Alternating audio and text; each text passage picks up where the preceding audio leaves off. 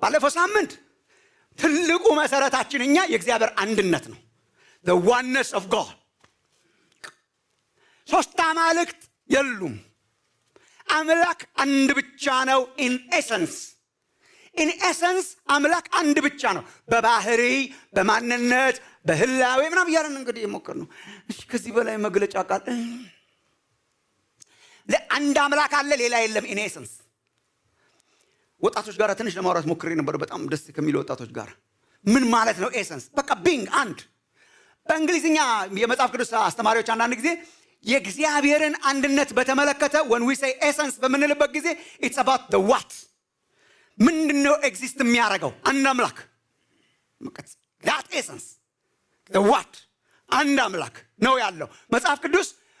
ክርስትና አትሊስት ቢብሊካል የሆነው ክርስትና መጽሐፍ ቅዱሳዊ የሆነው ክርስትና ብዝሃ አማልክት አምላኪ አይደለም።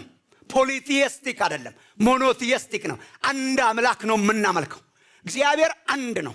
በቃ አምላክ አንድ ነው። that's the essence። ስንት አምላክ አለ? አንድ። what exists? አንድ አምላክ እሱ ነው።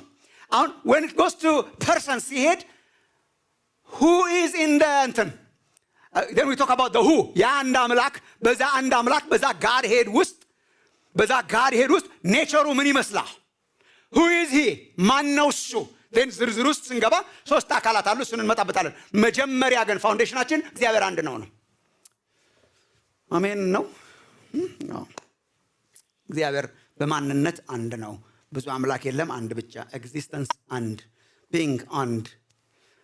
ዘዳግም 6 ማለት ነው። እስራኤሎች ስማ እስራኤል ሆይ። በነገራችን ላይ በየቀኑ እስራኤላውያን የሚሉት ቃል ይሄ ነው። ሸማ በየማለዳው በየማታው የሚባል ቃሉ ሸማ። እንትን አንዳንድ የይሁዲነትን የሚከተሉ ሰዎች ቤት ሄዳችሁ እንደሆነ እስራኤል ሀገርም ወይም በሌላም ሀገር የሚኖሩ በብረት ተደርጋ በራቸው ላይ የተለጠፈች ነገር አይታችሁ ታውቁ እንደሆነ እዛች ይቺና ጽሁፋ እስራኤሎች ስማ፣ አምላካችን እግዚአብሔር አንድ አምላክ። በቃ አንድ አምላክ ነው። አንተም በፍጹም ልብ በፍጹም ነፍስ በፍጹም ሐሳብ ውደደው። በቃ አለቀ። አንድ አምላክ ነው ያለው፣ ሌላ የለም። አዲስ ኪዳንም እሱ ነው፣ ብሉይ ኪዳንም እሱ ነው። በብሉይ ኪዳንም እግዚአብሔር ተናግሯል። እኔ ብቻ ነኝ፣ ከኔ በፊትም የለም፣ ከዚህ ወዲያም አይሰራም። እኔ ብቻ ነኝ አምላክ። እግዚአብሔር ነው አምላክ። ስንመጣም በአዲስ ኪዳን አምላክን ሶስት አያረገውም። አምላክን ሶስት አምላክ አያረገውም። አትሊስት ኦኬ። ኢየሱስ ክርስቶስ የጀመረውም እሱ ነው።